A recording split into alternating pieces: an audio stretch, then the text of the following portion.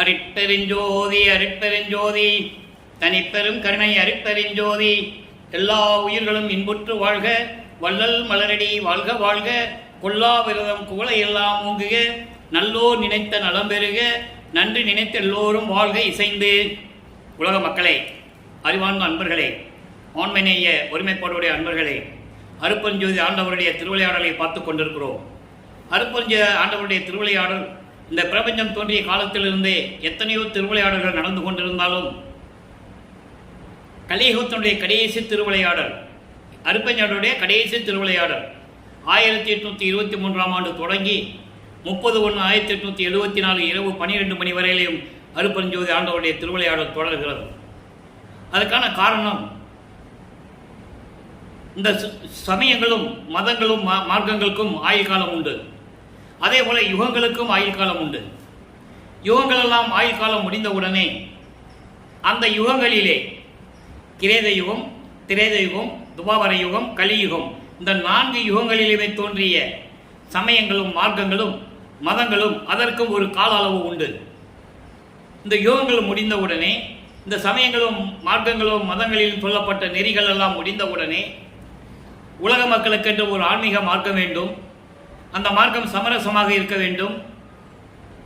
சமயங்களில் ஏற்கனவே உண்டான சமயங்கள் மதங்கள் மார்க்கங்களுடைய சாயல்கள் இல்லாமல், அதனோடு எந்த விதமான தொடர்பு இல்லாமல் மக்களுக்கென்று ஒரு தனி மார்க்கமாக இருக்க வேண்டும் என்பதற்காக அருட்பெருஞ்சோதி ஆண்டவர் சுத்த சன்மார்க்கத்தை நிறுவி அதை தன் மகன் கையில் ஒப்படைப்பதற்காக தன்னிடம் வளர்ந்து கொண்டிருந்த செல்வ பிள்ளையை ஒரு தாயின் வழியாக இந்த பூலோகிற்கு வருவிக்க செய்தார் அருட்பெருஞ்சோதி ஆண்டவர். அதன் பிறகு அவருடைய மகன் ஒரு தாயின் கருவறையிலே இருக்கும்போது எப்படியெல்லாம் திருவிளையாடல் செய்தார் என்பதையும், குழந்தை பருவத்திலே தில்லை தலைத்திடையே திரை தூக்க தரிசித்த போது வெய்வைகை மேல் காட்டாதே எந்தனக்கை வெளியாய் காட்டிய மெய்புறமா மெய்ப்பொருளை என்று கூறுவார். இறைவனுடைய அவருடைய உண்மை நிலையை, சிதம்பர ரகசியத்தை, அந்த வெட்ட வெளியை தன் மகனுக்கு காட்டியவர் அருட்பெருஞ்சோதி ஆண்டவர். அதன் பிறகு தன் மகனுக்கு மறைப்பு நிலையை கொடுக்கிறார். வேற எந்த நிலையும் அவருக்கு ஞாபகம் வராது. அப்போ 1ஆம் நூற்றாண்டு, அதாவது 1ஆம் ஆண்டிலிருந்து வருவிக்கப்பட்ட முதல் ஆண்டிலிருந்து 8 ஆண்டுகள் வரையிலும் தன் மகனுக்கு எந்த விதமான ஒரு அருளையும் அவர் கொடுக்கவில்லை. அதனால் நம்ம பிள்ளை பெருமானவர்கள் வருவிக்கப்பட்டு 8 ஆண்டுகள் வரையிலும் அவர் நிலையை அவருக்கே தெரியாது, அந்த நிலையில் இருந்து கொண்டிருக்கிறார். 9ஆவது ஆண்டிலே அருட்பெருஞ்சாண்டவர் தன் மகனை ஆட்கொண்டு, மகனை நீ என்னால் வருவிக்கப்பட்டவன் என்ற நிலையை மட்டும் தெரியப்படுத்தி ஞானத்தை கொடுத்து மற்ற நிலைகளை எல்லாம் மறைப்பு நிலையை கொடுத்துவிட்டு மறைந்து விடுகிறார். அந்த நிலையில் இருக்கும்போது வல்லப்பெருமானவர்கள் 9ஆவது ஆண்டிலே இறைவனால் ஆட்கொள்ளப்பட்ட பிறகு திருவருள் முறையீடு செய்கிறார். எந்த விதமான அருளையும் கொடுக்கவில்லையே, விரைவில் வந்து எனக்கு அருளை கொடுத்து ஆட்கொள்வாயாக என்ற முறையிலே திருவருள் முறையீடு உதயமாகிறது. மொத்தம் 232 பாடல்கள். இதுவரை 133 பாடல்களுடைய விளக்கங்களை நாம் பார்த்திருக்கிறோம். இன்று 134வது பாடல். ஒவ்வொரு பாடலிலும் ஏற்கனவே இந்த 4 யுகங்களிலுமே முடிந்து போன 4 யுகங்கள், கலியுகம் உட்பட எல்லா யுகங்களும் முடிந்து விட்டது. இந்த ஒளியுகத்தில் இப்போ நம்ம இருந்து கொண்டிருக்கிறோம். சுத்த சன்மார்க்க காலத்தில் இருந்து கொண்டிருக்கிறோம். இப்போ இந்த எல்லாம் முடிவடைந்த பிறகு அந்த சமயங்களும் மதங்களும் மார்க்கங்களும் இறுதியான காலகட்டங்களில் நமது வல்லைப்பெருமானவர்களை வருவிக்க விட்டதனால் பிள்ளைப்பெருமானவர்களும் அந்த நெறிகளை பின்பற்றி கொண்டிருக்கிறார். அந்த சங்கற்ப விகற்பங்களிலே ஈடுபட்டு கொண்டிருக்கிறார். சங்கற்ப விகற்பங்கள் என்பது ஒவ்வொரு, அதாவது இந்த திருநீர் பூசுவது மதங்களை சார்ந்தது, மார்க்கங்களை சார்ந்தது. இது அவங்களுடைய சுதந்திரம். நம்ம ஏன் பூசுறேன்னு எல்லாம் சொல்ல முடியாது. வல்லப்பெருமானவர்கள் அந்த நிலையில் இருந்து கொண்டிருக்கிறார். சரியை கிரியை என்ற நிலைகளிலே இருந்து கொண்டு சமயங்களையும் மார்க்கங்களையும் சார்ந்து கொண்டு அந்த நெறிகளை பின்பற்றி கொண்டு இறைவனை வழிபட்டு கொண்டிருக்கிறார். அந்த நிலையை நாம் பார்த்து கொண்டிருக்கிறோம். இப்போ 9ஆவது ஆண்டு ஆட்கொண்ட பிறகு திருவருள் முறையீடு உதயமாகிறது. ஒவ்வொரு பாடலிலும் இறைவனை எப்படி வர்ணனை எப்படி அவருடைய இறைவனை நிலையை உருவப்படுத்துகிறார் என்பதையும், ஏற்கனவே சென்ற காலங்களில் சிவபெருமான் நடத்திய திருவிளையாடல்களையும் நல்லா கவனிச்சுக்கணும். இப்போ அவருக்கு அருட்பெருஞ்சோதி ஆண்டவர் இருக்கிறது தெரியாது, சுத்த சன்மார்க்கம் இருக்கிறது தெரியாது. சைவ சமய சேர்ந்த தலைவர்களை பாடிக்கொண்டிருக்கிறார். சிவபெருமான், தியாகராஜ பெருமான், நடராஜன், சொக்கநாதன், இப்படி பல பெயர்களை வைத்துக்கொண்டு ஏற்கனவே அப்படிதான் கூப்பிட்டு இருந்தாங்க. அதனால் இவர் அப்படிதான் இருந்தாகணும், அது காலத்தின் கட்டாயம். அப்போ அந்த நிலையிலிருந்து கொண்ட பாடல்கள் உருவாகிறது. இன்னைக்கு அந்த 134வது பாடலை பார்க்க போகிறோம். பாடலை நல்லா கவனிங்க. பாடல் புரியாவிட்டால் கூட இறைவன் கொடுத்த விளக்கம் மிகவும் எளிமையாக இருக்கும். திருவாதவூர் எம் பெருமான் பொருட்டு அன்று தென்னவன் முன்னே வெறுவாத வைதிகப்பாய் பதி மேற்கொண்டு மேவி நின்ற ஒருவாத கோலத்து ஒருவா அக்கோலத்தை உள்குளிர்ந்தே கருவாத நீங்கிட காட்டு கண்டாய் என் கனவினிலே. ஏற்கனவே இந்த சமய புலவர்கள் இருக்கிறார்கள் அல்லவா? திருநாவுக்கரசர், திருஞான சம்பந்தர், சுந்தரர், வாதவூரான் என்ற மாணிக்கவாசகர், இவங்க 4 பேருக்குமே அவங்களுடைய சைவ நிலையை பாராட்டி அவர்கள் வாழ்ந்த காலகட்டங்களில் சைவ நெறியை பரப்பியதற்காகவும் இறைவனால் ஆட்கொள்ளப்பட்டு முத்தி நிலையை அடைந்தார்கள் என்ற நிலையையும் உலக மக்களுக்கு தெரிவிப்பதற்காகத்தான் வல்லப்பெருமானவர்களும் அவர்களை பற்றி சில விஷயங்களை திருவொட்பாவிலே நமக்கு அருளியிருக்கிறார்கள். ஏனென்றால் ஒரு காலகட்டத்தில் இருந்தவர்கள் மறு காலகட்டத்தில், அதாவது இருந்தவர்கள் முன்னால் இருந்தவர்களை பற்றி யாரும் சொல்ல மாட்டாங்க. ஆனால் இவர் ஏன் சைவ குறவர்களை மட்டும் போற்றி பாடுகின்றார் என்றால் அவர்களுடைய பண்பை பாராட்டி, சைவ நெறியை பாராட்டி, இறைவனால் ஆட்கொள்ளப்பட்டார்கள் என்ற நிலைக்காக அவர்கள் பாடுகிறார்கள், உலக மக்களுக்கு தெரிவிக்கிறார்கள். இப்போ வாதவூர் என்ற ஊரிலே பிறந்த திருவாதவூரார், அப்போ அவர் பேர் வாதவூரான் தான். மாணிக்கவாசகர் என்ற பெயர் ஏற்பட்டது திருவாசகத்தை சிவபெருமான் அருளியதனால் சிவபெருமானால் மாணிக்கவாசகர் என்று அழைக்கப்பட்டார். இது எல்லாருக்குமே தெரியும். அப்போ அந்த திருவாதவூரனுக்காக, வாதவூரில் பிறந்த திருவாதவூரனுக்காக அன்றொரு நாள் பாண்டிய மன்னன் முன்னாலேயே தென்னகத்தை, அதாவது மதுரையை ஆண்ட அதிமர்த்தன பாண்டியன், அந்த பாண்டியன் மன்னனுடைய அரசவையிலே நிதியமைச்சராக, முதன்மை அமைச்சராக இருந்த வாதாவூரனுக்காக தெருவிலை குதிரைகளை ஓட்டி சென்று, தெருவிலை குதிரைகளை ஓட்டிக்கொண்டு அருள் வடிவாக வந்த அந்த கோலத்தை என் உள்ளம் குளிர, இந்த பிறவி துன்பம் நீங்கிட என் கனவிலாவது காட்டுவாயாக. ஏன் இதை சொல்றாருன்னா அதை முதல்ல புரிஞ்சுக்கணும். இப்படியெல்லாம் நீ ஒவ்வொரு காலகட்டத்திலையும் ஒவ்வொருத்தர்களுக்கு நீ அருள் செஞ்சாய். ஏற்கனவே திருஞான சம்பந்தருக்கு எப்படி செஞ்சாரு, திருநாவுக்கருக்கு எப்படி செஞ்சாரு, சுந்தரனுக்கு எப்படி செஞ்சாருன்னு நம்ம பார்த்துட்டோம். இப்போ இறுதியாக மாணிக்கவாசகர், அப்போ இவருக்கெல்லாம் நீ இந்த மாதிரி நிலைகளெல்லாம் அருள் செய்து கொடுத்தாய், என்னை மட்டும் இந்த பூலோகிற்கு வருவிக்க செய்துவிட்டு எனக்கு எந்த விதமான அருளையும் கொடுக்கவில்லையே. மாணிக்கவாசகருக்காக நீ தெருவில் குதிரை ஓட்டிட்டு போனதே, அந்த கோலத்தை, அந்த கண்கொள்ளா காட்சியை என் கனவில் கூட நீ காட்டவில்லை. அது போன்று எனக்கு அருள வேண்டும், விரைவில் வந்து எனக்கு அருள்வாயாக. என் அளவில் மட்டும் உன் மனம் இறங்கவில்லையோ, என் அளவில் மட்டும் உன் மனம் இறங்கவில்லையோ, தயவு இல்லையோ, கருணை இல்லையோ, விரைவில் வந்து எனக்கு அருள்வாயாக என்று சொல்லி முறையீடு செய்கிறார். இப்போ இந்த அதாவது மாணிக்கவாசகரை பற்றி மகாதேவ மாலையிலே கூட பாடலே வல்லற்பமானவர்கள் அருளியிருப்பார்கள். மெய் உணர்ந்த வாதவூர் மலையை சுத்த வெளியாக்கி கொண்ட வெளியே என்று கூறுவார். மெய் உணர்ந்த வாதவூர் மலை, வாதவூர் மலை யாருன்னா மாணிக்கவாசகர். பின்னால் மாணிக்கவாசகர் என்று அழைக்கப்பட்டார். அவர் வாதவூரான், மெய் உணர்ந்த வாதவூரான். ஒரு அரசவனுடைய அமைச்சரவையிலே நிதி அமைச்சராக இருக்கும்போதோ, அதாவது முதன்மை அமைச்சராக இருக்கும்போது கூட அவருக்கு எதுவுமே தெரியாது. அதன் பிறகு இறைவனால் ஆட்கொள்ளப்பட்ட பிறகு, மெய் உணர்ந்த பிறகு, எதற்காக நாம் இந்த நிலையை ஏற்றுக்கொண்டோம், அடியனாக ஏற்றுக்கொண்டோம் என்ற நிலை உணர்ந்த பிறகு இறுதியாக மாணிக்கவாசகரை வெளியில் கலக்க வைத்த, சுத்த வெளியாக்கி கொண்ட வெளியே. வெளியே என்றால் இறைவனை சொல்லுகிறார். அப்போ அருட்பெருஞ்சோதின்னு சொல்ல மாட்டார். நல்லா புரிஞ்சுக்கணும் நீங்க. இப்போ சமயங்களிலும் மதங்களிலும் மார்க்கங்கள் இருக்கிறதுனால அப்போ அருட்பெருஞ்சோதி சொல்ல மாட்டார். சிவபெருமான் சொல்லுவார், முக்கன் சொல்லுவார், நடராஜன் சொல்லுவார், சொக்கநாதன் சொல்லுவார், ஈசன் சொல்லுவார், சிவன் என்று சொல்லுவார். அதை நீங்கள் புரிஞ்சுக்கணும்.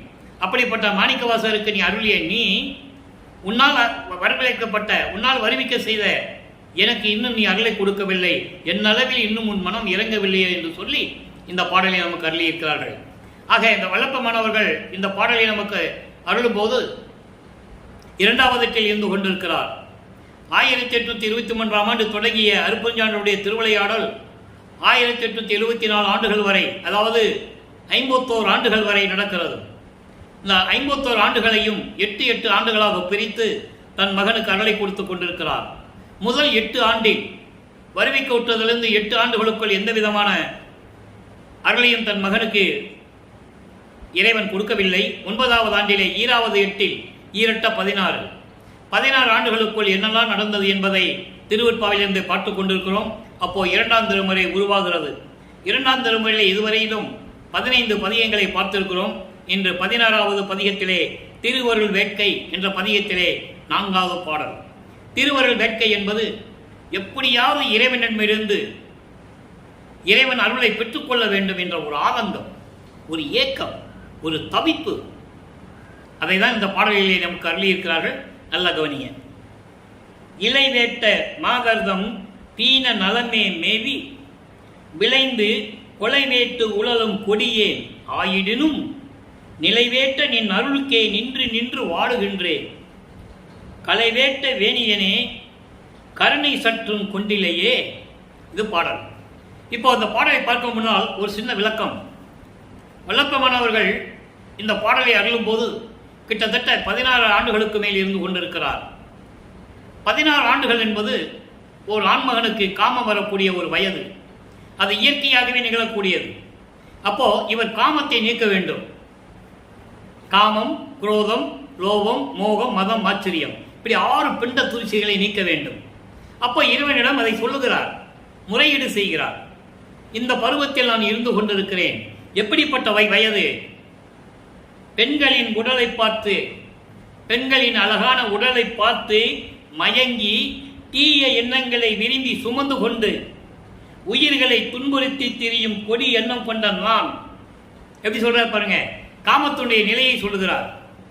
இயற்கை தானே, இப்படியெல்லாம் நான் காமத்தின் நிலையில் இருந்து கொண்டிருக்கிறேன்.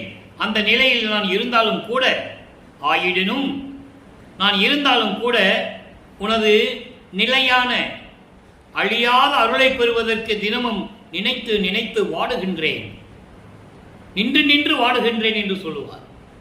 தினமும் நினைத்து நினைத்து வாடிக்கொண்டிருக்கிறேன். சந்திரனையும் கங்கையையும் சடையில் சூடிக்கொண்டிருக்கின்ற இறைவனே, இன்னும் என் மீது இரக்கம் காட்ட வேண்டும் என்ற எண்ணமே உனக்கு இல்லையோ? விரைவில் வந்து எனக்கு அருள்வாயாக என்று கூறுகிறார். சுத்த சன்மார்க்கத்தை பெற்ற பிறகு தன்னுடைய மகனுடைய நிலையை எப்படி உறுதி செய்வது என்ற காரணத்தினால் நாம் ஏற்கனவே அந்த பாடலுடைய விளக்கத்தை பார்த்து விட்டோம். பெண்களை அனுப்புகிறார்.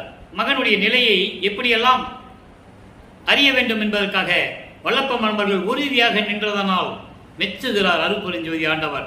அந்த நிலையில் அவர் காமத்தை கடந்து விடுகிறார். அதனால்தான் இதை உலக மக்களுக்கு தெரியப்படுத்துகிறார். இது இயற்கை. அப்போ இந்த பெண்களெல்லாம் பார்த்து நான் மயங்கி கொண்டிருந்த காலகட்டத்தில் நான் இருந்தாலும் கூட தினமும் உனது அருளான திருவடிகளை நினைத்து நினைத்து நான் வாடி வதங்கிக் கொண்டிருக்கிறேன். சந்திரனையும் கங்கையும் சரையில் சூடிய இறைவனே, அப்படிதான் எல்லாம் சொல்லிட்டு இருந்தாங்க. இந்த பிரபஞ்சம் முழுவதும் அந்த காலகட்டங்களில் சிவபெருமானா இப்படிதான் இருப்பார். அதனால இவரும் சொல்றார், சந்திரனையும் கங்கையும் சடையில் சூடிக்கொண்டிருக்கும் இறைவனே, இன்னும் என் மீது கருணை காட்ட வேண்டும் எண்ணம் உனக்கு துளி கூட இல்லையா? விரைவில் வந்து எனக்கு அருள்வாயாக என்று சொல்லி இந்த பாடலை நமக்கு அருளியிருக்கிறார்கள். ஆக உலக மக்களுக்கு தெரிவிக்கிறார். உலக மக்களே, நான் இறைவனால் வருவிக்க உற்று மகன் என்ற நிலையில் இருந்தாலும் கூட அந்த நிலையை வெளியில் சொல்ல முடியாமல் நான் பட்ட கஷ்டங்கள், துன்பங்கள் ஏராளம். அதை மெய்யருள் வியப்பிலே இறுதியாக சொல்லுவார். 12 ஆண்டு தொடங்கி இற்றைய பகல் வரை இந்த படியில் நான் பட்ட பாடு, இந்த மண்ணுலகத்திலே நான் பட்ட துன்பங்கள், அதை நினைக்கும் போது நினைக்கில் மலையும் கரையுமே இரும்பும் உருகுமே, இப்படி பாடல்களை சொல்லுவார். ஆக அந்த நிலையில் வல்லப்பமானவர்கள் அந்த காலகட்டத்தில் இருந்து கொண்டிருக்கிறார் என்பதை நீங்கள் புரிந்து கொள்ள வேண்டும். அடுத்து 16 ஆண்டு வரைக்கும் இந்த நிலை தொடர்கிறது. ஒரு பிரயோஜனம் இல்லை. இறைவனிலிருந்து எந்த அருளையும் பெற முடியல, அவர் வரல. இப்போ 3ஆம் திருமுறை உருவாகிறது. வல்லப்பமானவர்கள் 24வது ஆண்டுக்குள் இருக்கிறார். வருவிக்க உற்று 24 ஆண்டுகளுக்குள் என்ன நடந்தது? 3ஆம் திருமுறையிலே இதுவரை 11 பதியத்தை பார்த்திருக்கிறோம். அந்த 11 பதியங்களுடைய ஒரு சின்ன சுருக்கம். ஏன்னா அது சொன்னாலே இந்த காட்சிகள்லாம் உங்களுக்கு புரியும். காட்சி அற்புதம் என்ற தலைப்பு இப்போ நம்ம பார்க்குறோம். காட்சி அற்புதம் அப்படின்னா இறைவன் காட்சி கொடுத்துட்டு மறைஞ்சிடுறாரு. அதையே இவர் அற்புதம்னு சொல்றாரு. பேசலை, ஒன்றும் பண்ணல, மகனுக்கு காட்சி கொடுக்கிறார். ஏன்னா நிலைகள் மாறுகிறது, ஆண்டுகள் உருண்டு ஓடுகிறது, காட்சி கொடுக்கிறார், மறைஞ்சிடுறார். இதுக்கு முன்னால் இந்த பதிகத்தில் அந்த 11 பதிகளிலும் போவது, திருவொற்றியூர் போக வேண்டியது, பாட வேண்டியது, வருந்த வேண்டியது, ஒரு பிரயோஜனம் இல்லை. பவனி வரும்போது பார்க்க வேண்டியது, இறைவன் காட்சி கொடுப்பதில்லை. அதன் பிறகு நாரையையும் கிளிகளையும் தூது அனுப்பி பார்க்கிறாரு. அந்த மனநிலையில் இருந்து கொண்டு அங்கேயும் ஒன்றும் பிரயோஜனம் இல்லை, எந்த விதமான பதிலும் இல்லை. சரி, என்ன பண்ணுறதுன்னு சொல்லி ஒரு குரத்தி பின்னடை குறி கேட்க போவார். அந்த நிலையிலே நம்ம பார்த்துட்டோம். அங்கேயும் ஒரு பிரயோஜனம் இல்லை. குறி ஓடினா தானே சொல்கிறதுக்கு, அவர் தான் இங்கே தடுக்கிறாரே. சோழி உருட்டுனா சோழி உருளாது, குறி சொல்ல வாய் வராது அந்த குரத்தி பெண்ணுக்கு. அப்போ அந்த நிலைகளெல்லாம் இருக்கும்போது, இப்போ காட்சி அற்புதம் என்ற பதிகத்திலே அடுத்த நிலையில் இருக்கும்போது என்ன சொல்லுகிறார் என்பதை பார்ப்போம். ஓட்டில் இறந்து உண்டு ஒற்றியிடை உற்றார், உலகத்து உயிரையெல்லாம் ஆட்டி நடிப்பார். நல்ல கவனிக்கணும். திருவொற்றியூர் உற்றார், திருவொற்றியூருக்கு சேர்ந்தாருன்னு சொல்றாரு. அப்ப அதுக்கு முன்னால் எங்க இருந்தார் அவரு? அது ஒரு சின்ன விளக்கெல்லாம் கொடுக்கிறாரு. சுந்தரன் அங்கே பரமநாச்சியரை திருமணம் முடித்துவிட்டு திருவொற்றியூருக்கு செல்ல வேண்டும் ஒரு எண்ணம் அவருக்கு ஏற்படுகிறது. அப்போ திருவொற்றியூருக்கு வரும்போது யார் கூட கூப்பிட்டு வந்துடுறாரு. நீ போப்பா, நான் இங்கே இருக்கிறேன்னு சொல்கிறாரு. இல்லை, நீ என் கூட வரணும். அந்த காலகட்டத்தில் சுந்தரன் என்ன சொன்னாலும் இறைவன் கேட்டு தான் ஆகணும். சக மார்க்கத்தில் இருந்திருக்கிறார் அவர். அப்படி அந்த வரத்தில் வந்திருக்கிறார் சுந்தரன். நான் என்ன சொன்னாலும் நீ செய்யணும். அப்போ வந்தவர் தான் திருவொற்றியூரில் வந்து, அதுக்கப்புறம் வந்து இங்கே அதாவது அங்கே ஒரு பெண்ணை பார்த்து, சங்கிலி நாச்சியாரை பார்த்து அதை திருமணம் செய்யணும் முடிக்கணும்னு சொல்ல, இறைவன் வேண்டான்னு சொல்ல, நான் எத்தனை திருமணம் முடிப்பேன், நீ போய் கேட்டுவான்னு சொல்ல, இப்படியெல்லாம் உரையாடுகள் நடந்து இறைவனுக்கு கோபம் வந்து அப்புறம் சுந்தரனை தண்டித்து கண்ணு தெரியாமல் போய் அதுக்கப்புறம் காஞ்சிபுரத்தில் பாடி ஒரு கண்ணை வாங்கிட்டு, இப்படியெல்லாம் புராணங்களில் உண்டு. வல்லப்பமானும் திருவெட்பாலை 3ஆம் திருமுறை அங்கே ஒரு சில இடங்களில் அதை குறிப்பிடுகிறார். இதெல்லாம் நடந்தது உண்மை, நம்ம இல்லைன்னு சொல்ல முடியாது. ஆனால் அந்த காலகட்டத்தில் வந்தவர் தான் திருவொற்றியூருக்கு. அதனால தான் திருவொற்றியூர் உற்றார்னு சொல்கிறார்.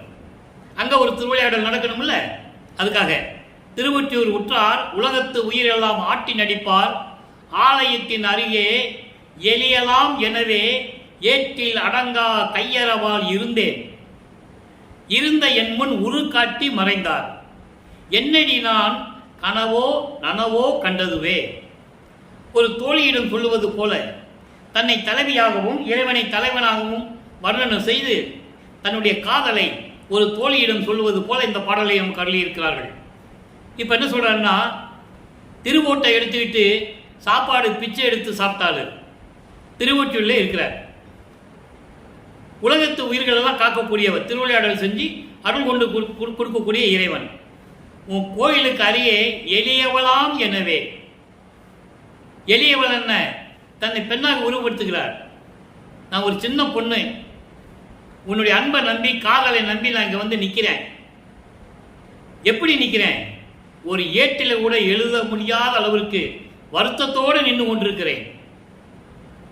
அப்படி இருந்த என் முன் உரு காட்டி, சும்மா உருவத்தை காட்டி மறைந்தார். தோழி, என்னடி நான் கண்டது கனவா நனவா தெரியவில்லையே என்று இந்த பாடலம் கருளியிருக்கிறார்கள். அப்போ கோயிலின் அருகே எளியவளாகிய நான் கவலையோடும் பரிதாபத்தோடும் நின்று கொண்டிருந்தேன். ஏட்டில் கூட எழுத முடியாத அளவிற்கு சோகமாகவும் வருத்தமாகவும் இருந்து கொண்டிருந்தேன். அவ்வாறு இருந்தபோது திடீரென்று என் முன் தோன்றி மறைந்து விட்டார். என்னடி தோழி, நான் கண்டது கனவா நனவா என்று கூட எனக்கு தெரியவில்லை. இந்த மாதிரி என்னை அலைகளைக்கிறார். என்னை வந்து வந்து வந்து வர சொல்லி இந்த பாடுபடுத்துகிறார் என்று சொல்லி இந்த பாடலை நமக்கு அருளியிருக்கிறார்கள். ஆக இதற்கு முன்னால் இருந்ததை விட ஒரு சின்ன முன்னேற்றம். இதை விட இறைவனை பார்க்காதவர் இப்ப இறைவனை பார்க்கிறார், மறைந்து விடுகிறார். அப்போ ஒரு முன்னேற்றம் ஏற்படுகிறது. காலங்கள் உருண்டு ஓடுகிறது, ஒரு முன்னேற்றம் ஏற்படுகிறது. உலக மக்களுக்கு தெரிவிக்கிறார் பாடலின் மூலமாக. உலக மக்களே, நான் இறைவனால் வருவிக்கப்பட்டு 24 ஆண்டுகள் வரையிலும் எந்த விதமான அருளை இறைவனிலிருந்து நான் பெறவில்லை. திருவொற்றியூர் செல்லுவதும் திருமலை வாயில் செல்லுவதும் திருவள்ளித்தாயத்துக்கு செல்லுவதுமாக இருந்து கொண்டிருந்தேன். அப்படி இருக்கும்போது இறைவனுடைய காட்சியை நான் பார்த்தேன். அந்த காட்சி அற்புதமாக இருந்தது. நான் கவலையோடு நின்று கொண்டிருந்தேன். இறைவனை பார்க்க முடியுமா முடியாதா என்ற கவலையில் நான் இருந்தபோது என் முன் தோன்றி மறைந்து விட்டார். நான் கண்டது கனவா நனவா என்று கூட எனக்கு தெரியவில்லை என்று சொல்லி அவருடைய நிலையை நமக்கு தெரிவிக்கிறார். இப்போ 24 ஆண்டுகள் முடிஞ்சிருச்சு. வல்லப்பமானவர்கள் வருவிக்க விட்டு 24 ஆண்டு முடிஞ்சிருச்சு. இப்போ 4வது எட்டுக்குள்ள போற 4 8 32 25வது ஆண்டிலிருந்து 28 32 ஆண்டுகளுக்குள்ள அந்த 8 வருஷத்துல என்ன திருவிளையாடல் நடந்தது அதை நம்ம பார்க்கணும். இது 4ஆம் திருமுறை உருவாகிறது. அருட்பிரகாசமாலை 100 பாடல்கள் சொல்லியிருப்பார். அந்த நிலையை தான் நம்ம பார்த்துக்கிட்டு இருக்கோம். இன்னைக்கு அருட்பிரகாசமாலை 59வது பாடலை நம்ம பார்க்க போகிறோம். பாடலை நன்றாக கவனியுங்கள். அதற்கு முன்னால் ஒரு திருவிளையாடல் 27வது ஆண்டில் தனக்கோடி அம்மையாருக்கு திருமாங்கல்யம் பூட்டி அந்த அம்மாவிற்கு மோட்ச வீட்டை காட்டியது. அந்த திருமணத்தின் போது பிரம்மன் திருமால் ருத்திரலாம் வந்து இவரை வாழ்த்துவதற்காக அமர்ந்து கொண்டிருக்கிறார்கள். வானவர்கள்லாம் வந்து அமர்ந்து கொண்டிருக்கிறார்கள். தன்னுடைய தாயும் தந்தையும் வரவில்லை என்று ஏங்குகிறார். அருப்பெருஞ்சோதி ஆண்டவரும் சிவகாமி வரவில்லை என்று மனம் வருந்துகிறார். அந்த நிலைப்பாடலெல்லாம் நம்ம பின்னால் பார்க்க போகிறோம். இந்த திருவிளையாடலை சொன்னதுனால இந்த விளக்கத்தை மனசில் வச்சுக்கங்க. பின்னால் பாடல் வரும்போது அது உங்களுக்கு நல்லா புரியும். இதற்கு இடையிலே மணமக்களை வாழ்த்துவதற்காக தன் மகனை மனக்கோலத்தில் காண முடியவில்லையே, அந்த மகனை வாழ்த்த வேண்டும் என்பதற்காக 2 குதிரை மாட்டின தேரில் வந்து சிவகாமி வள்ளியும் அருப்பெருஞ்சோதி ஆண்டவர் வந்து மணமக்களை வாழ்த்தியதே ஒரு பாடலில் நம்ம பார்த்துட்டோம், விளக்கம் பார்த்துட்டோம். ஆக அந்த திருவிளையாடல் முடிஞ்சது. இந்த திருவிளையாடல் முடிஞ்ச உடனே பற்றுகளை எல்லாம் நீக்க வேண்டும். இப்போ இந்த பற்றெல்லாம் நீக்கணும். பற்றுகளை நீக்கியாச்சு. சமயங்களையும் மதங்களையும் மார்க்கங்களையும் விட்டாச்சு. எந்த கோயிலுக்கும் போகக்கூடாதுன்னு சொல்லியாச்சு. இனிமேல் நான் திருநீர் பூச மாட்டேன், உத்திராட்சம் பாடையை போட மாட்டேன், இந்த சங்கற்ப வேட்புகளில் ஈடுபட மாட்டேன்னு சொல்லி வீட்டுக்குள்ளே போய் கதவை பூட்டி தாப்பா போட்டார். அவ்வளோ கோபம் அவருக்கு. 32 ஆண்டுகள் வரைக்கும் இப்படியாக நம்மளை கஷ்டப்படுத்துறது, வெளியே யாருக்கையும் சொல்லவும் முடியல. மானம் போச்சுன்ற ஞானசரியில் படிச்சிருப்பீங்க. மானம் போன வழியெல்லாம் விடுத்தேன். ஏளன பேச்சுகள், அவமானங்கள் எவ்வளவு தாங்கிறது. நான் ஒரு இறைவனுடைய பிள்ளைக்கே இவ்வளோன்னா மற்றவங்களுக்கு எப்படி சொல்ல முடியும் என்ற நிலையில் இருந்து கொண்டு வீட்டுக்குள்ளே போய் கதவை தாப்பா போட்டு உட்காந்துட்டார். அருட்பெருஞ்சாண்டவருக்கு தெரிஞ்சிச்சு. இப்போ தான் அவருக்கு தெரியும் அருட்பெருஞ்சாண்டவர் என்று தெரியும், சுத்த சன்மார்க்கம் இருக்கிறது தெரியும், அதை எப்படி வாங்க போகிறேன்னு தெரியும். எல்லா நிலைகளும் இனிமேல் தான் நம்ம பார்க்க போகிறோம். இப்போ இறைவன் வருகிறார். எப்படி வராருன்னு சொல்கிறார் பார்த்தீங்களா? அதாவது மண்ணிலே கால் பதித்து எப்படிப்பட்ட திருவடிகள், அந்த திருவடிகளை கால் வலிக்க நடந்து வந்து நான் இருக்கும் இடத்தை தேடி வந்து கதவை அவரே திறக்க வச்சு என்னை கூப்பிட்டு அருள்படையை கொடுத்தார் என்று சொல்லுவார். அது ஒவ்வொரு பாடலிலும் ஒவ்வொரு விதமாக கூறுவார். அதை தான் நம்ம பார்த்துட்டு இருக்கோம். இப்போ அருட்பெருஞ்சாண்டவர் விண்ணுலகத்திலிருந்து கீழே இறங்கி திருவழியாக நடந்து வராரு. இப்போ இறைவன் நினைச்சா நேராக வந்து நிற்க முடியும். நல்லா புரிஞ்சுக்கணும். அப்படி போனால் மகனை சமாதானப்படுத்த முடியாது. அது அவருக்கும் தெரியும், இவருக்கும் தெரியும். அந்த நிலையில் இருந்து கொண்டு இறைவன் எப்படி வருகிறார் என்பதை பாடலிலே நாம் கருளி இருக்கிறார்கள். நல்லா கவனிங்க. பரயோக அனுபவத்தே, பரயோகம் அனுபவத்தே அகம்புறம் தோன்றாத பரஞ்சோதியாகும். இப்போ இது நிலைகள் மாறும்போது இங்கெல்லாம் சிவபெருமன் சொல்ல மாட்டார். சிவபெருமானே, மாசிலாமணி, நடராஜன், சொக்கநாதன், மகாலிங்கம் இந்த பேரெல்லாம் வரவே வராது. இப்போதான் பரஞ்சோதின்னு சொல்லுவார். அப்போ அவர் நிலைகள் மாறுகிறது. என்ன நடக்க போகுதுன்னு பாருங்க. பரஞ்சோதியாகும் இணைப்பாத மலர் வருந்த, அப்படிப்பட்ட திருவடிகள் வருந்த. எப்படி? பரயோக அனுபவத்தே. பரயோக அனுபவம் என்பது சுத்த சிவஞான அனுபவம், சச்சிதானந்தம் என்று சொல்லுவார். அது சுத்த சன்மார்க்கத்தில் வரும்போது சொல்லுவார். இப்போ பரயோக அனுபவம்னு சொல்றாரு. அவ்வளோதான். சுத்த சிவஞானம் இருக்கின்ற சுத்த சிவானந்த அனுபவமாகிய சச்சிதானந்த அனுபவத்தில் உள்ளே உள்புறமும் வெளியும் தோன்றாத இணை திருவடிகள், பரஞ்சோதியாகிய திருவடிகள், அருப்பெருஞ்சோதி வடிவிலே இருக்கின்ற திருவடிகள் வருந்த வரையோகர் வியப்ப. வரையோகர் வியப்ப என்பது யோக நிலையில் இருக்கக்கூடிய யோகிகள் அவர்கள் அதிசயிக்கும்படி பார்க்குறாங்க. என்னடா இறைவன் திருவழியா நடந்து போறாரு, எங்க போறாரு அப்படின்னு பின்னாலே தொடர்ந்து வராங்க. வரையோகர் வியப்ப அடியேன் இருக்கும் இடத்தே வந்து தெருக்கதவினை காப்பு அவிழ்க்க புரிந்து. அவிழ்க்க புரிந்துதான் முக்கியமான வார்த்தை. இவர் திறக்க முடியாதுட்டாரு, அவருக்கு தெரியும். நம்ம போய் கதவை தட்டினாலும் வந்து திறக்க மாட்டான், மகன் திறக்க மாட்டான்னு அவருக்கு தெரியும். அவ்வளோ கோபத்தில் இருக்கார்ல.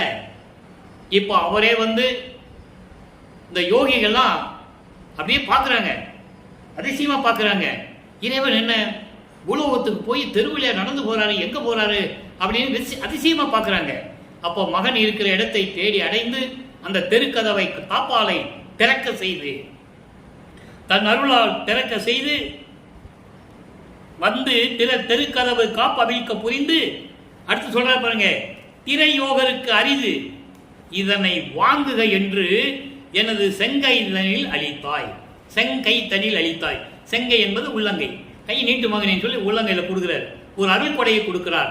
இதனை, இதனை என்பது ஒன்று, ஒன்று என்பது அருள் கொடை.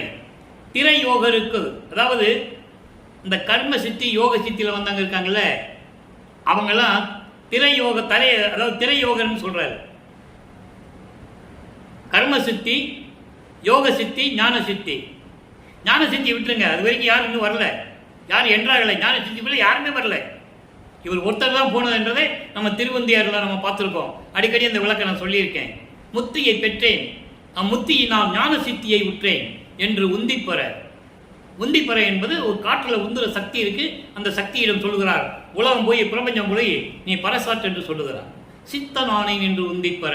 ஞான சித்தி பெற்றாதான் சித்தனாக முடியும், கடவுளாக முடியும். அப்ப இந்த கர்ம சித்தி யோக சித்தியில் இருக்காங்கல்ல, கர்ம சித்தி பெற்றவங்களுடைய சக்தி வந்து 3.25 வருஷம் தான் இருக்கும். யோக சித்தியில் வரவங்களுடைய இது வந்து 108 வருஷம் இருக்கும். அப்போ இந்த கர்ம சித்தி யோக சித்தி பெற்றவர்கள் கோடிக்கணக்கான பேர் இருக்கிறார்கள். அவர்களெல்லாம் கிடைக்காதது உனக்கு தலைமகனே என்று சொல்லி உள்ளங்கையிலே ஒரு அல்கொடையை கொடுத்து இதனை வாங்குக என்று எனது செங்கை இதனில் அளித்தாய். கொடுத்ததை சொல்றார், உலக மக்களுக்கு சொல்றாரு. ஆனால் பாட்டில் இருக்க உலக மக்களுக்கு சொன்னதை மக்கள்கிட்ட யாரும் சொன்னதில்லை. அதான் வேதனையான விஷயம். அப்பப்போ அதை சொல்லியிருந்தாங்கன்னா இந்த 200 வருஷத்துல ஓரளவுக்கு வளர்ப்புமனுடைய கடவுள் நிலையை உலக மக்களுக்கு தெரியப்படுத்தியிருக்க முடியும். செங்கை இதனில் அளித்தாய் நின் திருவருளை என்ன என்பேன். உன்னுடைய திருவருளை நான் என்னன்னு சொல்றது. உரையோகர் உள்ளம் போல விளங்கும் மணிமன்றில், உரையோகர் உள்ளம் போல விளங்கும் சிவயோகிகள், சிவன் அடியார்கள், அவர்கள் உள்ளம் போல விளங்கும் மணிமன்றில் அம்பலத்திலே உயிர்களுக்கு இன்பம் தரக்கூடிய வகையில் திருவிளையாடல் செய்து கொண்டிருக்கின்ற பரம்பொருளே என்று சொல்லி இந்த பாடலை அருளியிருக்கிறார்கள். ஆக நண்பர்களே, 32வது ஆண்டில் தன் மகனை தேடி மண்ணுலகிற்கு தேடி வந்து மகன் இருக்கும் இடத்தினுடைய கதவை திறக்க செய்து மகனை அழைத்து, மகனே, இது எந்த கர்ம சித்தி யோக சித்தி, இந்த சித்தியை அடைந்தவர்கள் யோக நிலையில் இருக்கின்றவர்கள் கூட இது கிடைக்காத அரிதான பொருள் ஒன்று உன் கையில் கொடுக்கிறேன், வைத்துக்கொள் என்று சொல்லி மகனிடம் கொடுத்து சென்று விடுகிறார். அதன் பிறகு என்ன நடந்தது? அதன் பிறகு இவர் சுத்த சன்மார்க்கத்தை வாங்குவதற்காக சுத்த சிவஞான வெளிக்கு செல்லுகிறார். அதெல்லாம் நம்ம ஏற்கனவே பார்த்துட்டோம். இருந்தாலும் அதை சொல்ல வேண்டிய ஒரு சின்ன விளக்கம். தத்துவங்களை கடந்து செல்லுகிறார். அங்கே சென்று கொண்டிருக்கும் போது இடையிலே ஒரு இடத்திலே தடங்கள் ஏற்படுகிறது. ஏன்னா சமயங்களிலும் மதங்களிலும் மார்களிலும் இந்த தடைகள் அங்கே குறுக்கீடு செய்கிறது, குறியீடு செய்கிறது, தடுக்கிறது. அப்போ அருள்சக்தி ஒரு கை கொடுத்து தூக்கி விடுகிறாள். அதெல்லாம் சொல்றாள் பாட்டில், அதெல்லாம் நம்ம பார்த்துட்டோம். தூக்கி விடுகிறாள். எதிரே அருட்பஞானவர் வந்து தன் மகனை எதிர்கொண்டு வரவேற்று அழைத்து செல்லுகிறார். சிவஞான வழிக்கு அழைத்து சென்று அங்கே சிங்காதன பீடத்திலே அமர வைத்து மாணவர்கள், அதாவது பிரம்மன், திருமால், ருத்திரன் முதலிய பதத்தலைவர்கள் முன்னிலையிலும் எல்லார் முன்னிலையும் மணிமுடி சூட்டி என் மகன், அவருடைய மகன் என்ற அங்கீகாரத்தை கொடுத்து பிரபஞ்சத்தை இயக்கப் போகின்றவன் என்ற நிலையெல்லாம் அறிவித்து விட்டு மகனுக்கு மணிமுடி சூட்டி கௌரவிக்கிறார். அதன் பிறகு மகன் பூலோகத்திற்கு திரும்புகிறார். ஏன்னா இன்னும் ஆண்டுகள் இருக்குது, அங்கே இருக்க முடியாதவர், போயிட்டு வரலாம். அது போயிட்டு போயிட்டு வரும்போது அந்த இடைப்பட்ட காலம் இருக்குல்ல, அதுக்காக இங்கே இருக்கிறவங்க என்ன சொல்லுவாங்கன்னா, அவர் எங்கேயோ போயிட்டாருப்பா, எந்த ஊருக்கு போனாருன்னு தெரியல, நீ 6 மாதம் கழித்து வருவார், 3 மாதம் கழித்து வருவார், எங்கேயோ போயிட்டார், எங்கே திரிஞ்சிட்டு இருப்பாருன்னு தெரியல, இப்படி தான் சொன்னாங்களே தவிர அவர் சிவஞான வழிக்கு சென்றார் என்று யாரும் சொல்லவில்லை. ஆனால் பாடலிலே அவர் சொல்லுகிறார், நான் அங்கே இருந்தேன் என்று. ஏன் சொல்லலை? கேள்வி வருது இல்லை? 156 வருஷமா சொல்லலையே. வறுமைக்கு விட்டு 72 வருஷம் ஆச்சு. அவர் இறைவனாகி அருப்பஞ்சோடராகி 156 வருஷம் ஆச்சு. யார் சொன்னது? யாருமே சொல்லலை. அந்த நிலையில் இருக்கும்போது சொல்லி இருந்தா இன்னைக்கு வல்லப்பம்மனுடைய இறைநிலை உலக மக்களுக்கு தெரிஞ்சிருக்கும். ஒரே ஒரு விஷயம்தான் சொன்னாங்க. பிறந்தாரு, வந்தாரு, வளர்ந்தாரு, சென்னையில் இருந்தாரு, கந்த ஓட்டத்துக்கு போனார், முருகனை பத்து பாடினார், அப்புறம் பள்ளிக்கூடத்தில் சேர்க்க சொன்னாங்க, அவர் படிக்க முடியாதுன்னு வந்துட்டார், அப்புறம் திருவொற்றியூருக்கு போனார், வந்தார், அதுக்கப்புறம் வடலூருக்கு வந்துட்டார், அப்புறம் சோறு போட சொன்னார், தர்மசாலை போனார். எல்லாம் உண்மைதான், நம்ம இல்லைன்னு சொல்ல முடியாது. இது பொதுப்படையாக வெளிப்படையாக பேசாம பொதுப்படையாக அப்படியே சுற்றி ஒரு 2 கதை மாதிரி சொல்லிட்டாங்க. அவர் என்ன சொல்றாருன்றது ஆதாரப்பூர்வமாக உங்களுக்கு நான் சொல்லிக் கொண்டிருக்கிறேன். அப்போ அந்த நிலையில் இருக்கும்போது அவர் என்ன சொல்றாரு, சுத்த சன்மார்க்கத்தை வாங்கிட்டு இங்கே வந்துட்டார். வந்த உடனே அவங்க அப்பாவை கூப்பிடுறாரு. அருள் விளக்க மாலை உதயமாகிறது. 100 பாடல்கள். இன்னைக்கு 71வது பாடலை பார்க்க போறோம். அப்பனும் மகனும் எப்படி உரையாடுகிறார்கள், அப்பனும் மகனும் எப்படி உரையாடுகிறார்கள். அருள் விளக்க மாலையில் சொல்றாரு, யார் சுத்த சன்மார்க்கத்தை சேர்ந்தவங்க, யார் யாருக்கு பசிக்கு சோறு போடணும், எப்படியெல்லாம் சொல்றாரு, நம்ம பார்க்க போறோம். உயிர் கொலையும் புலை பொசிப்பும் உடையவர்கள் எல்லாம் உரை வினத்தர் அல்லர், அவர் புற இனத்தார், அவருக்கு பயிர்ப்பு வரும் ஓர் பசி தவிர்த்தல் மாத்திரமே புரிக, பரிந்து மற்றை பண்பு உரையே நண்பு உதவே, இங்கே நயப்புறு சன்மார்க்கம் அவர் அடையாளவும், இதுதான் நம் ஆணை. மகனுக்கு கட்டளை இடுகிறார், நம் ஆணை என்று எனக்கு நவீன்ற அருள் இறையே. அதாவது உயிர்களை கொலை செய்கின்றவர்கள், புலால் சாப்பிடுகின்றவர்கள், மாமிசம் சாப்பிடுகின்றவர்கள், அசைவங்களை சாப்பிடுகின்றவர்கள், அவர்களால் நம்ம உறவினர்கள் அல்ல மகனே. அவர்களால் பிற இனத்தார்கள். அவர்கள் சமயங்களையும் மதங்களையும் மார்க்கங்களையும் சார்ந்தவர்கள். சுத்த சன்மார்க்கத்தில் இருக்கின்றவன் உயிர்களை கொலை செய்ய மாட்டான், புலால் உண்ண மாட்டான், உயிர் இரக்கம் கொண்டவன், ஜீவகாரிய ஒழுக்கத்தில் இருக்கக்கூடியவன். அவன் நம் உறவினன். மற்றவர்களாம் பிற உறவினர்கள், அவங்க வேற ஆளுங்க.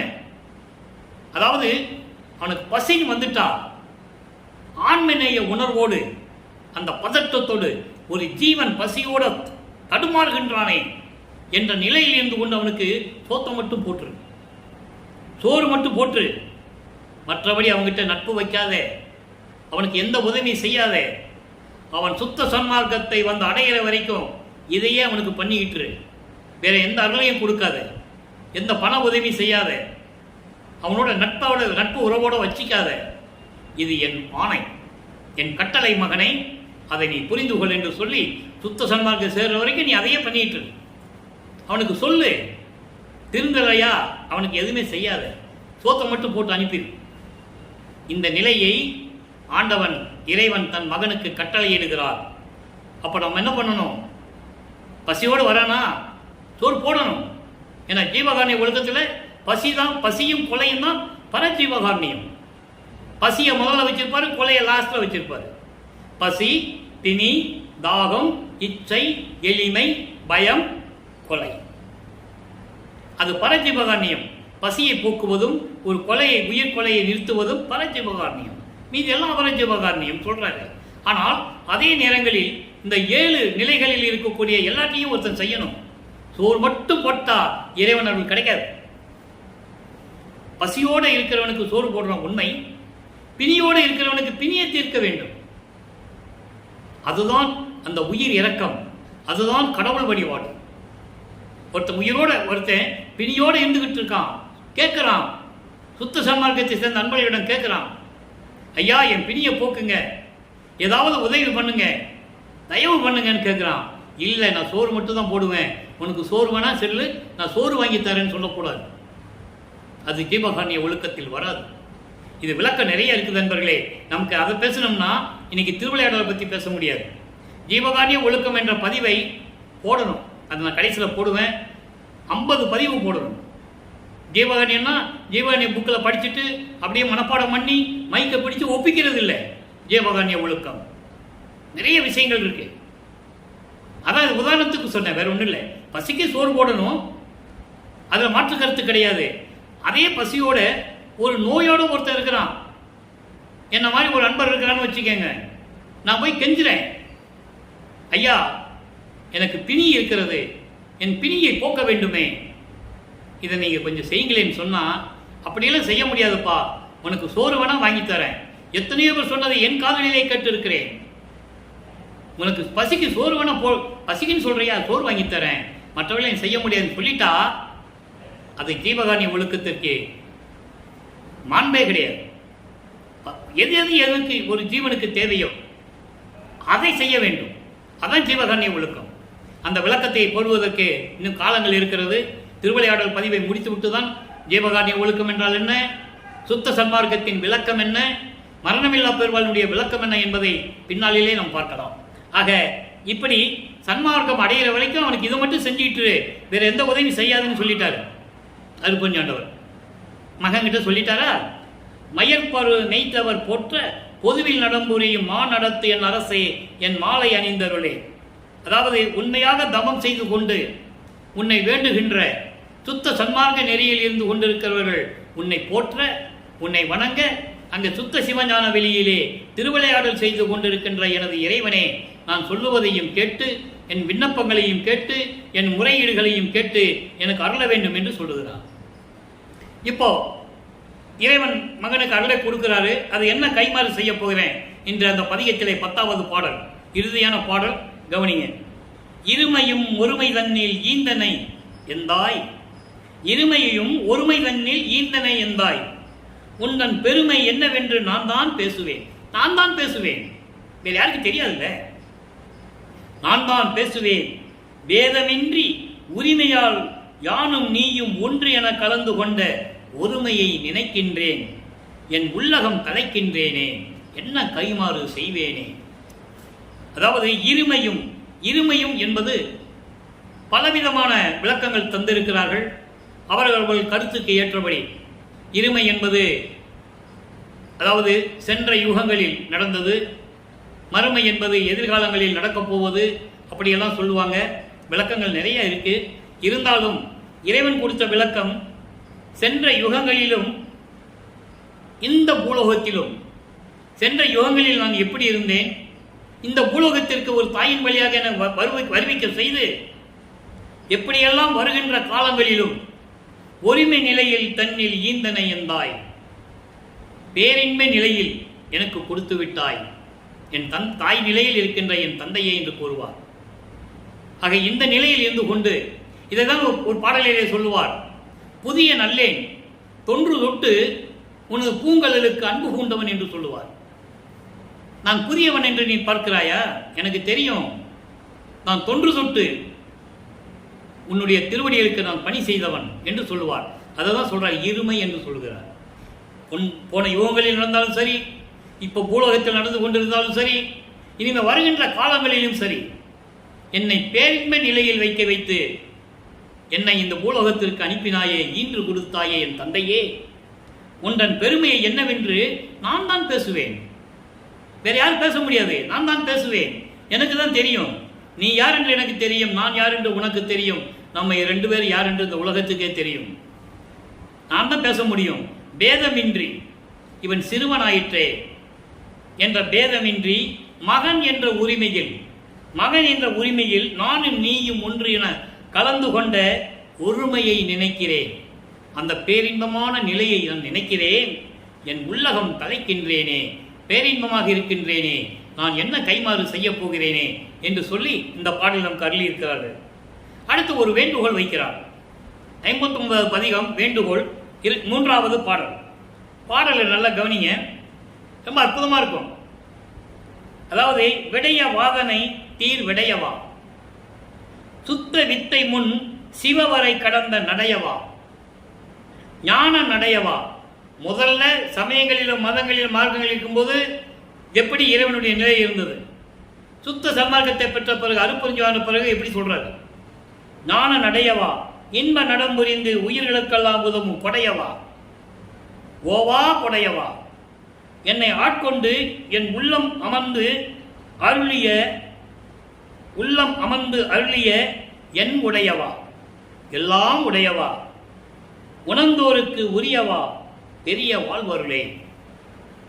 அதாவது உலக ஆசைகளை எல்லாம் தீர்க்கும் இறையவனே, உலக ஆசைகள் எல்லாம் தீர்க்கும் இறையவனே, எந்த விதமான விடயங்களும் இல்லாத இறையவனே, எல்லாருடைய ஆசையும் தீர்த்துற உலக ஆசை. அதே மாதிரி நீயும் ஆசை இல்லாமல் எந்த விதமான பற்றுகள் இல்லாமல் பற்றுகள் அனைத்தையும் பற்றற தவிர்த்து அற்றமும் அருளி அருப்பெருஞ்சோதி அகவல்ல சொல்லுவார். அந்த நிலையில் இருந்து கொண்டிருக்கின்ற இறைவனே, சுத்த வித்தை முன் சிவ வரை கடந்த நடையவா. அதாவது ஈஸ்வர தத்துவம், தத்துவங்கள் மொத்தம் 36, ஆன்ம தத்துவம் 24, அது பிரம்மனுக்கு உரியது. 24 தத்துவங்கள், பூதங்கள் 5, பொறிகள் 5, புலன்கள் 5, கண்மேந்திரியங்கள் 5, அந்த கரணங்கள் 4, 24 பிரம்மன் தத்துவம். சுத்த வித்தை சிவ தத்துவம், ஈஸ்வர தத்துவம். அந்த தத்துவத்தை கடந்த இறைவன் என்று சொல்லுகிறார். அந்த தத்துவங்களை உடையவன் சிவபெருமான். எப்படி? விந்து நாதம் ஈஸ்வரம் சுத்த வித்தை சதாக்கியம். விந்து நாதவம் சுத்த வித்தை ஈஸ்வரம் சதாக்கியம் 5 தத்துவங்களை கடந்தவன். இந்த 5 தத்துவங்களை உடையவன் ருத்திரன். நல்லா புரிஞ்சுக்கணும் நீங்க. அந்த ருத்திரனுடைய தத்துவங்களை எல்லாம் கடந்து இறைவனாக விளங்கிக் கொண்டிருக்கின்ற இறைவனே அந்த 5 தத்துவங்களை சொல்லுகிறார், சிவ தத்துவத்தை சொல்லுகிறார். அப்படிப்பட்ட இறைவனே ஞான நடையவா. ஞான நடையவன் என்ன? மெஞ்ஞானத்தோடு இருக்கின்ற இறைவன், சுத்த சன்மார்க்க நெறியில் இருக்கின்ற இறைவன், அந்த நடையில் இருக்கின்ற இறைவன், இன்ப நடம் புரிந்து உயிர்க்கெல்லாம் உதவும் கொடையவா. சுத்த சிவஞான வெளியிலே திருவிளையாடல் செய்து கொண்டு பேரின்பமாக இருந்து கொண்டு உயிர்களுக்கெல்லாம் அருளை கொடுக்கக்கூடிய கொடை வள்ளலே. ஓவா கொடையவா, தொடர்ந்து அருளை கொடுத்துக் கொண்டிருக்கின்ற இறைவனே, என்னை ஆட்கொண்டு என் உள்ளத்தில் உடையவா. என் உள்ளத்தில் இருக்கின்ற இறைவனே, எல்லாம் உடையவா, உணர்ந்தோருக்கு உரையவா பெரிய வாழ்வர்களே. உணர்ந்தோருக்கு யாரு? சுத்த சன்மார்க்கத்தில் இருக்கிறவங்க தான் உணர முடியும் அருப்பெருஞ்சோதியை. வேற இவங்கெல்லாம் சும்மா டைம் பாஸ் பண்றதுக்காக வந்துட்டு போயிடுவாங்க. ஆனால் சுத்த சன்மார்க்கத்தை சேர்ந்தவனுடைய உள்ளத்தில் தான் அருப்பெருஞ்சோதி ஆண்டவரை உணர முடியும். அப்படிப்பட்ட இறைவன் எனக்கு பெரிய வாழ்வருளே என்று சொல்லி ஒரு விண்ணப்பம் வைக்கிறார். அப்போ விண்ணப்பம் வச்ச பிறகு பதிகம் 60 உழப்பில் இன்பம் 10வது பாடல் இணைக்கு. பொய்யே உரைக்கின்ற என் சொல்லும் புனைந்து கொண்டாய். அந்த இன்பம் இறைவனிடம் பெற்ற இன்பம் எப்படி ஒரு அழியாத இன்பன்றதை இந்த பாடல்ல சொல்றாரு. மெய்யன்னா அருப்பெருஞ்சோதியே, பொய்யே உரைக்கின்ற என் சொல்லும் புனைந்து கொண்டாய். எப்பவுமே பொய்களையே பேசக்கூடிய என்னுடைய சொற்களை எல்லாம் ஏற்றுக்கொண்டு மன்னித்து எனக்கு அருளை கொடுத்து ஏற்றுக்கொண்டாய். அருப்பெருஞ்சோதியே, திரு அம்பலத்தில் ஆடல் செய்யும் வித்தகனை, சுத்த சிவஞான வெளியிலே திருவிளையாடல் செய்து கொண்டிருக்கின்ற வித்தகனை, அருள் வல்லமை படைத்த இறைவனே, அதான் வித்தகன் சொல்ற. அருள் வல்லமை படைத்த இறைவனே, எய்யேன் இனி வெம்மல கூட்டிலிருந்து என் உள்ளம் நெய்யேன். உன்னால் வருவிக்கு ஊற்றுவதனால் ஏற்பட்ட அந்த மனித உடம்பு இருக்கிறதே, மலக்கூடு என்று சொல்வார். உன்னால் வருவிக்க உற்ற அதனால் எடுத்தது மனித உடம்பு இருக்கிறதே, இனிமேல் இந்த உடம்பில் இருந்து கொண்டு இந்த உடம்பை வைத்துக் கொண்டு நான் வரிந்து கொண்டு இருக்க மாட்டேன். சுத்த நல் உடம்பு எய்தினன் நான் நிலத்தே. சுத்த உடம்பு, சுத்த தேகம், புரோண தேகம், ஞான தேகம், முத்தேகத்தையும் எய்தினன் அடைந்து விட்டேன் நான் நிலத்தே. நான் நிலம் என்பது இந்த பூலோகம். நிலத்தை, இந்த உலகை 5 திணைகளால் சொல்லுவார். 5 திணைகள், அதாவது குறிஞ்சி, முல்லை, மருதம், நெய்தல், பாலை. இதில் நெய்தலை மட்டும் விட்டுவார். குறிஞ்சி என்பது காடும் காடு, மலையும் மலை சார்ந்த இடம் குறிஞ்சி. முல்லை என்பது காடும் காடு சார்ந்த இடம். மருதம் என்பது வயலும் வயல் சார்ந்த இடம். நெய்தல் என்பது கடலும் கடல் சார்ந்த இடம். அதை தனியாக வெளியே கொண்டு வந்துடுவார். ஏன்னா உலகத்தை சுற்றி தண்ணி நிற்குது. தண்ணிக்குள்ள எந்த மனிதனும் வாழ முடியாது, வேற உயிரினங்கள் வாழுமே தவிர மனித ஜீவராசிகள்லாம் வாழ முடியாது. அப்போ மனிதர்கள் அங்கே வாழ முடியாதுன்றனால பாலைவனத்தில் வாழ்ந்து கொண்டு இருக்கிறாங்க. அதனால தான் நான் நிலம் என்று சொல்கிறார். நான் நிலம் என்றால் பூலோகத்தை தான் சொல்றாரு. இந்த குறிஞ்சி, முல்லை, மருதம், நெய்தல், பாலையில அந்த நெய்தலை விட்டுட்டு மற்ற 4 நிலைகளை சொல்றார். அதை நீங்க புரிஞ்சுக்கணும். நான் நிலம்னா வேற ஏதோ நீங்க 4 நிலங்கள் நினைச்சிடக்கூடாது. உலகத்தை, பூலோகத்தை தான் சொல்றாரு. இந்த பூலோகத்திலே உன்னால வருவிக்க உற்று எடுத்த அந்த மனித உடம்பு இருக்கிறதே மலக்கூடு. இனிமேல் இந்த மனித உடம்பில் நான் இருக்க மாட்டேன், துன்பப்பட மாட்டேன் இந்த உடம்பை வைத்துக் கொண்டு சொன்ன பிறகு எனக்கு இறைவன் உத்தேகத்தை கொடுத்து விட்டான், அதை நான் அடைந்து விட்டேன் இந்த பூலோகத்திலே. முடிஞ்சிட்டா? இப்போ செய்பணி விளவல். செய்பணி விளவல் என்பது எல்லாரையும் கொடுத்துட்டேன். இப்போ நான் பூலோகத்தில் என்ன செய்யணும் உலக மக்களுக்கு சொல்லணும்ல, கேட்குறார் தந்தைகிட்ட. எல்லாம் நான் சொல்லிட்டேன் உலக மக்கள்கிட்ட. இப்போ நான் என்ன செய்யணும் மட்டும் நீ சொல்லிட்டேன்னா அதையும் நான் சொல்லிடுவேன். செய்பணி வினவல் 10வது பாடல். நல்லா கவனிங்க.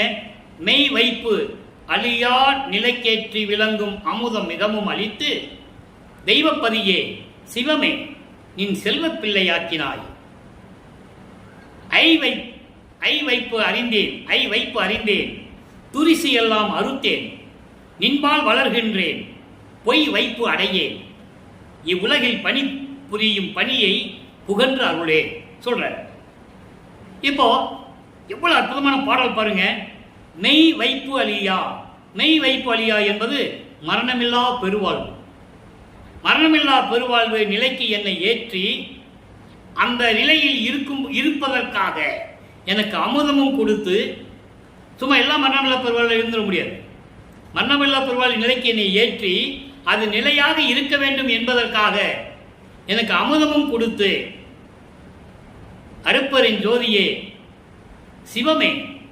சிவமே என்பது சிவன் வேறு சிவம் வேறு. அந்த விளக்கம் நான் ஏற்கனவே நிறைய இடங்களில் சொல்லிட்டேன்.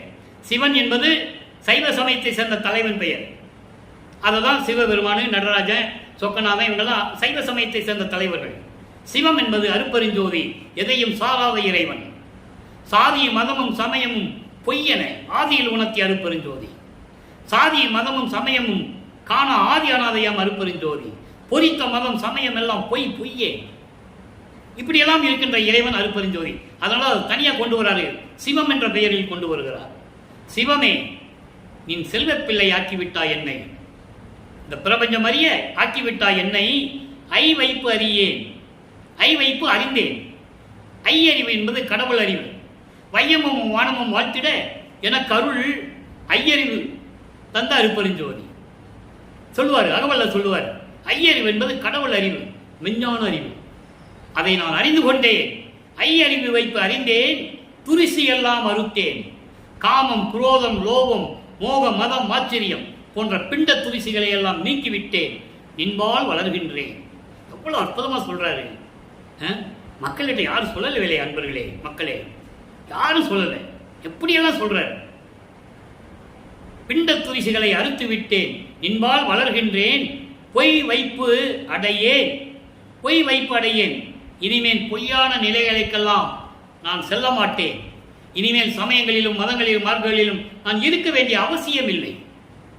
உண்மை நிலையில் இருந்து கொண்டிருக்கிறேன். இனிமேல் இவ்வுலகில் புரியும் பணியை புகன்று அருள். நான் என்ன செய்யணும் சொல்வே அப்படின்னு சொல்லி இந்த பாடலை நமக்கு அருளியிருக்கிறார்கள். இப்போ இந்த பாடலுடைய விடை சொல்லி புகன்று அருள்னு சொல்லிட்டார்ல, இந்த பாடலுக்கு விடை இதனுடைய கண்டினியூட்டி, தொடர்பு. இந்த பாடலுக்கு தொடர்பு 110வது பதிகம் தனித்திரு அலங்கள்ல 47வது பாடல்ல இருக்கு. அது சொல்ற பாருங்க.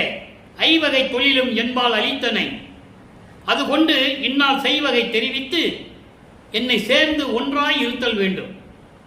ஐவகை தொழிலையும் கொடுத்துட்ட, முத்தேகத்தையும் கொடுத்துட்ட, மன்னமில்ல பெருவலையும் கொடுத்துட்ட, எல்லாத்தையும் கொடுத்துட்ட எனக்கு.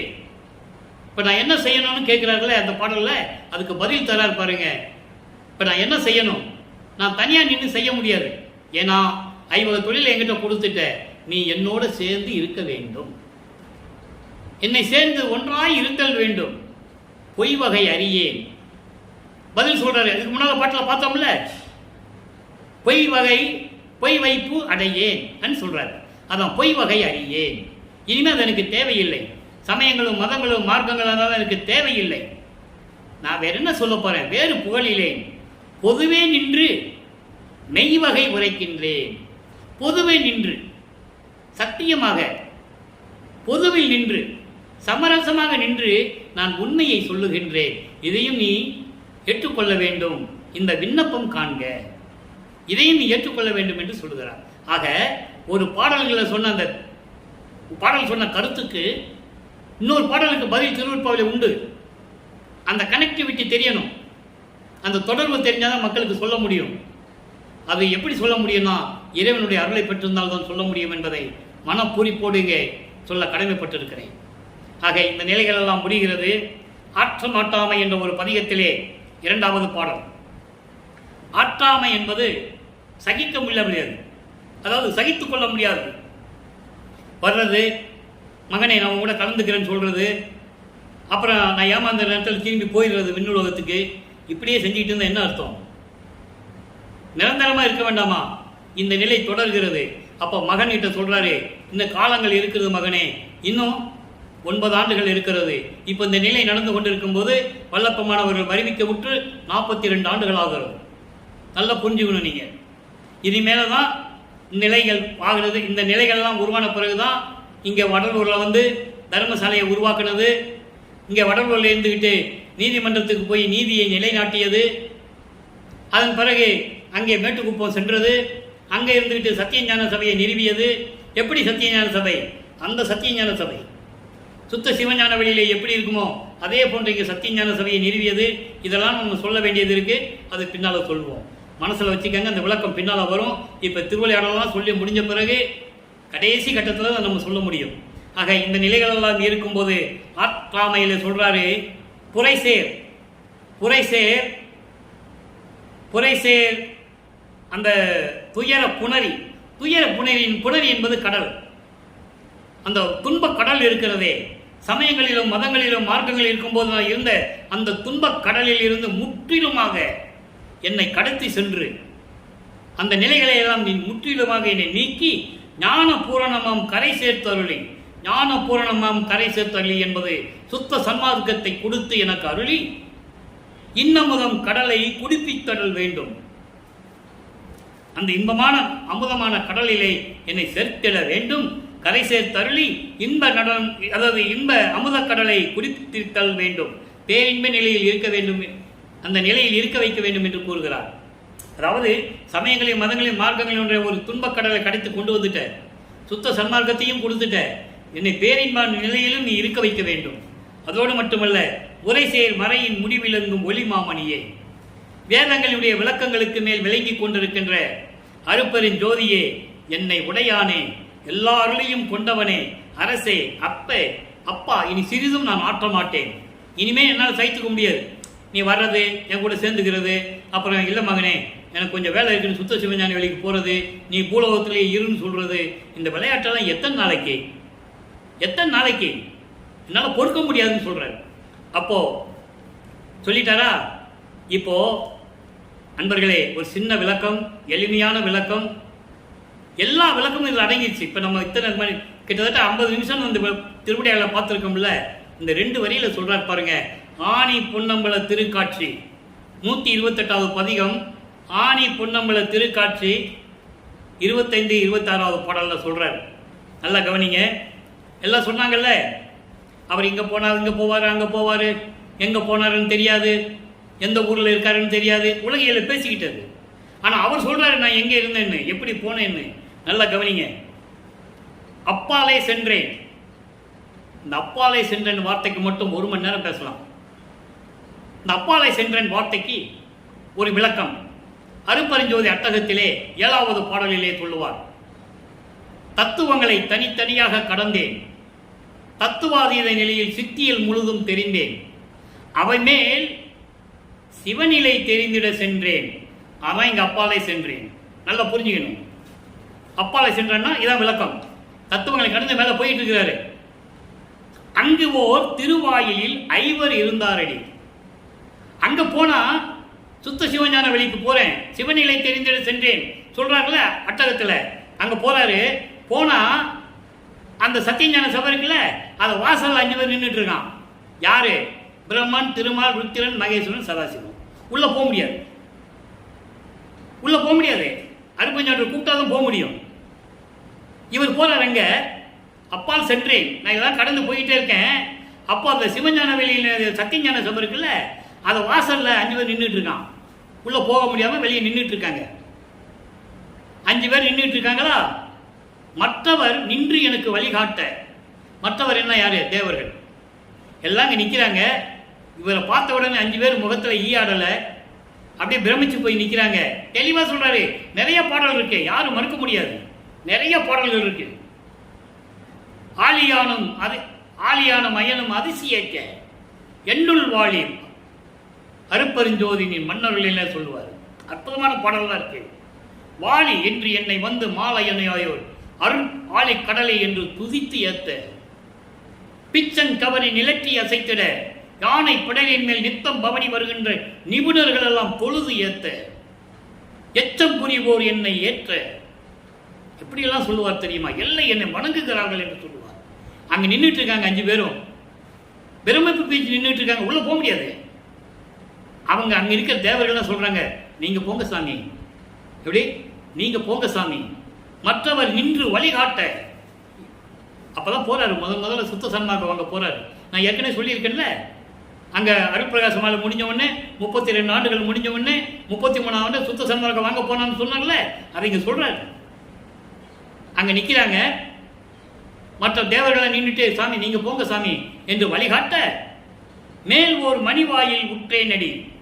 மேல ஒரு மணிவாயில் இருக்கு, சுத்த சிவஞான வெளி. அங்க போகணும். அங்க போயிட்டார். அங்க போயிட்டு யாரை பார்க்கிறாரு? அதன் பிறகு அம்மையை கண்டே நடி. அங்கதான் சுத்த சிவ, அதாவது சிவகாமி வள்ளியம்மா இருக்கிறாங்க. அங்கே என் அம்மையை கண்டேன். சிவகாமி வள்ளியை நாங்க பார்த்தேன். அவள் அருள் அமுது உண்டேன், அருள் கொண்டேன். அமுது உண்டு, அவருடைய அருள் கொண்டேன். எவ்வளவு தெளிவா சொல்றாருன்னு நீங்க புரிஞ்சுக்கணும். பாடல்களை எல்லா பாடல்கள் விளக்கம் இருக்கிறது. அங்கங்கே கனெக்டிவிட்டி இருக்கிறது, தொடர்பு இருக்கிறது. அதை மக்களுக்கு எடுத்து சொல்லணும். சொன்னது புரியும். இப்போ மக்களுக்கு, இப்போ நீங்க இந்த பதிவு பார்க்குறவங்களுக்கு தெரியும், இதுக்கு முன்னால் இப்படியெல்லாம் யாரும் சொல்லலையே. வல்லப்பமான எங்கன்னு யாராவது கேட்டாங்கன்னா எங்கே போயிருப்பான்னு தான் சொன்னாங்க அப்படின்னு. இப்போ உங்களுக்கு விளக்கம் புரிஞ்சிருக்கும். ஏன்னா பாடல் மூலியமா விளக்கம் தரேன். நான் கற்பனையாகவோ கதையாகவோ சொல்றது இல்லை. அங்க போனது சொல்றாரு. அப்பாலே சென்றேன், அங்கு ஓர் திருவாயிலே 5 இருந்தாரடி. இருந்தாரே தோழியிடம் சொல்லுவது போல சொல்லுகிறார். உலக மக்கள் சொல்றாரு, உலக மக்களே, நான் எல்லாத்தையும் கடந்து அங்க போனேன்னா அங்க 5 பேர் நிக்கிறான். 5 பதத்தலைவர்கள், பக்கத்துல தேவர்களும் நிக்கிறாங்க. என்னை பார்த்து இவங்க 5 பேரும் பிரமிச்சு போய் நிக்கிறாங்க. பேச வழி இல்லை. நாகாதிபனும் நாராயணனும் நறுமுறும் எனவே ஞான அமுதம் அளித்தாய், நானும் உண்டு துண்ணவே, சாகா கலையை பயிற்று தந்த தயவை சாற்றலுக்கறிவு. மெய்யில் வியப்புல சொல்லுவார். எல்லாமே அசந்துகிட்டு இருக்காங்க. அப்போ தேவர்கள் பார்க்குறாங்க, நம்ம பெருமான் பிள்ளை பெருமான் அவங்களுக்கு போகிறது தெரிஞ்சு போச்சுல்ல, பார்க்க நீங்க போங்க சாமி என்று வழிகாட்டுகிறார்கள். அவங்க போக முடியாது, இவர் வழிகாட்டுகிறார்கள். அங்கே மற்றவர்கள் நின்று வழிகாட்ட, நான் சுத்த சிவஞான வெளியை நான் அடைந்தேனடி, அடைந்து விட்டேன் உலக மக்களே. அங்க போய் பார்த்தா எங்க அம்மா சிவகாமி வள்ளி இருக்கிறா, அவர் அருள் அமதை உண்டு அருளை பெற்றேனே என்று சொல்லுகிறார். எனவே அன்பர்களே, இன்று பார்த்த திருவிளையாடல் பதிவு உங்களுக்கு பரிபூர்ணமாக விளங்கி இருக்கும் என்று நான் கருதுகிறேன். நான் ஏற்கனவே கூறியது போல திருவொற்பாவில் இருக்கின்ற 1ஆம் திருமுறையிலிருந்து 6ஆம் திருமுறை வரைக்கும் இருக்கின்ற பாடல்களுடைய விளக்கங்களை பார்த்து எந்தெந்த பாடல்களுக்கு ஏற்றபடி இறைவனுடைய திருவிளையாடல் நடந்தது என்பதை உங்களுக்கு நான் விளக்கிக் கொண்டிருக்கிறேன். இறைவனுடைய தயவாலையும் கருணையாலையும். இது வள்ளல் பெருமான் எனது தந்தை எனக்கு இட்ட பிச்சை. அதை வைத்துக்கொண்டு இந்த வள்ளலார் ஒளியன் உங்களுக்கு விளக்கம் கூறிக்கொண்டிருக்கிறேன் என்று கூறுவதில் பெரும் மகிழ்ச்சி அடைகிறேன். எனவே அன்பர்களே, நீங்களும் தயவு கூர்ந்து சுத்த சன்மார்க்கத்தில் இணைந்து கொலையும் புலையும் தவிர்த்து சைவ நெறியில் இருந்து கொண்டு ஜோதி வழிபாடு செய்து சமயங்களிலும் மதங்களிலும் மார்க்கங்களில் கூறப்பட்ட எந்த சங்கற்ப விகற்பலில் ஈடுபடாமல் சுத்த சன்மார்க்க நிலையில் இருந்து கொண்டு இறைவனர்களை பெற்றுக்கொண்டு எல்லா செல்வங்களையும் பெற்றுக்கொண்டு நீங்கள் நோயற்ற வாழ்வில் நீங்கள் குடும்ப சகீதமாக எல்லோரும் இன்புற்று வாழ வேண்டும் என்று இறைவனுடைய தயவாலையும் கருணையாலையும் வேண்டி விடைபெறுகிறேன் என்ற வள்ளலார் ஊழியன். மீண்டும் நாளை சந்திப்போம். நன்றி, வணக்கம். அருட்பெருஞ்சோதி அருட்பெருஞ்சோதி தனிப்பெருங்கரை அருட்பெருஞ்சோதி. நாளையும் திருவிளையாடல் தொடரும்.